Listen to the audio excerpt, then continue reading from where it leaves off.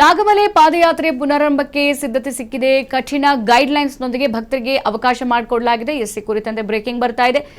ಇಂಡಿಗನತ್ತವರೆಗೆ jeep ಬಳಿಕ 4 kilometre ಪಾದಯಾತ್ರೆ ಮಾಡಬಹುದು. ನಾಗಮಲೆ ಪಾದಯಾತ್ರೆ ಪುನರಾರಂಭಕ್ಕೆ ಸಿದ್ಧತೆ ಸಿಕ್ಕಿರುವಂತದ್ದು ಕಠಿಣ ಗೈಡ್ಲೈನ್ಸ್ನೊಂದಿಗೆ ಭಕ್ತರಿಗೆ ಅವಕಾಶ ಮಾಡಿಕೊಡಲಾಗಿದೆ.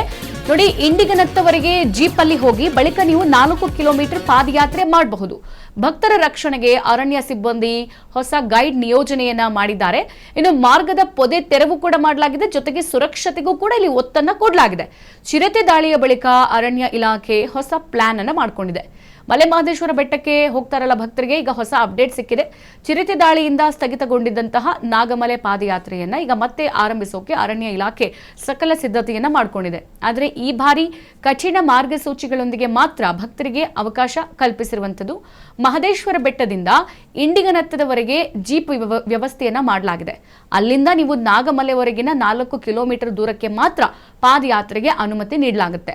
ಭಕ್ತರ ಸುರಕ್ಷತೆಗಾಗಿ ಸದ್ಯ ಮಾರ್ಗದ ಪೊದೆಗಳನ್ನು ತೆರವುಗೊಳಿಸಿ ಅರಣ್ಯ ಸಿಬ್ಬಂದಿ ಹಾಗೂ ಗೈಡ್ಗಳನ್ನು ಅಲ್ಲಿ ನಿಯೋಜಿಸುವ ಯೋಜನೆ ಕೂಡ ರೂಪಿಸಲಾಗಿದೆ.